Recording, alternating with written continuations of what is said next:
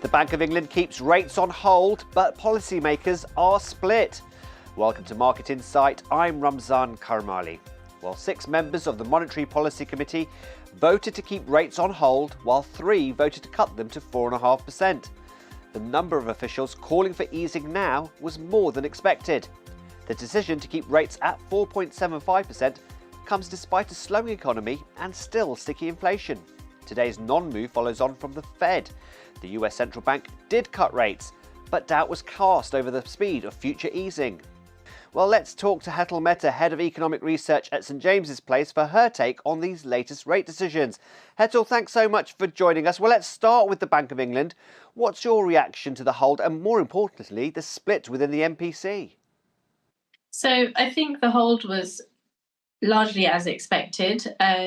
We do have some slowing labour market dynamics. We have the GDP numbers recently as well, which will have come in weaker than the Bank of England was expected.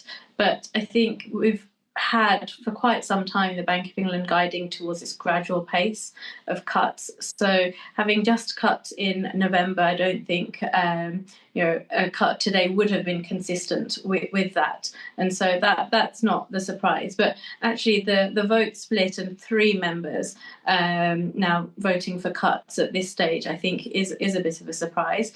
And certainly we can see that markets are now pricing in a bit more cutting from the Bank of England than they had been in the aftermath of that hawkish Fed meeting we had yesterday.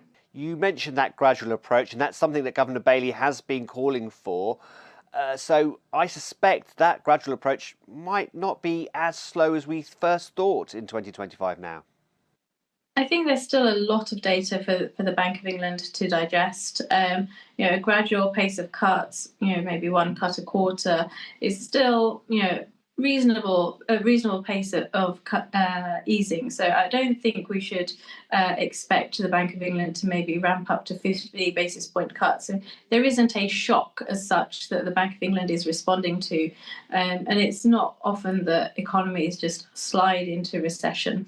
So when you take into account, the strong wage numbers that we have, some of the other inflation measures are still a bit sticky and elevated versus the target, plus the extra boost from fiscal policy that we had in the autumn statement. All of these things will make it a bit difficult for the Bank of England to justify anything faster than the kind of one cut a quarter. So we're looking at about 1 percentage point lower than we are right now. In a year's time, I think so. Let's turn to the US now. And what did you make of the Fed's decision to cut rates and the guidance Jay Powell gave afterwards?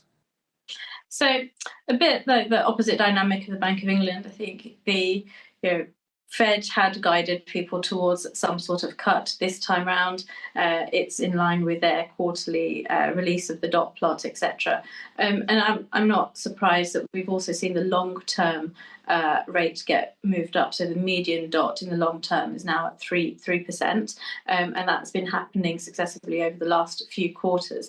Because even there in the US, we do actually have some near-term inflation dynamics are picking up. And so whilst the Fed is happy to take some of the restrictiveness of monetary policy out, I think it is also going to be quite cautious about how much it can do. And we saw that reflected also in the expectations for next year, only 2 cuts now versus 4 previously.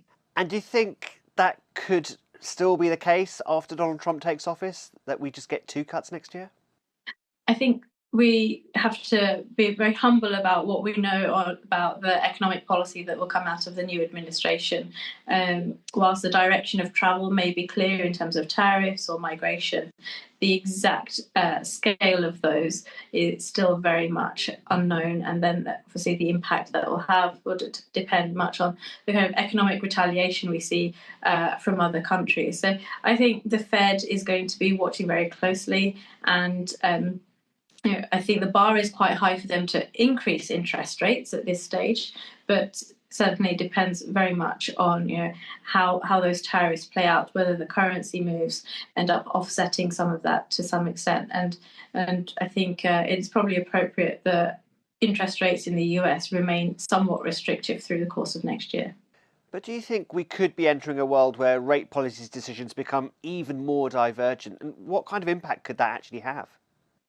So I do agree that divergence is going to be key. I mean, for us, that's a key theme for next year, particularly between the US and Europe. We know that European growth indicators are quite weak. The one caveat is that the labour market there is actually quite tight, lower unemployment, wage growth still reasonably strong. But nevertheless, the deterioration in the economic growth prospects, and when you've got the fiscal constraints that the euro area have, it's not surprising that the ECB is likely to cut more aggressively than the Fed. So I do expect that dynamic to continue. And in terms of impacts, the obvious one would be the currency impact.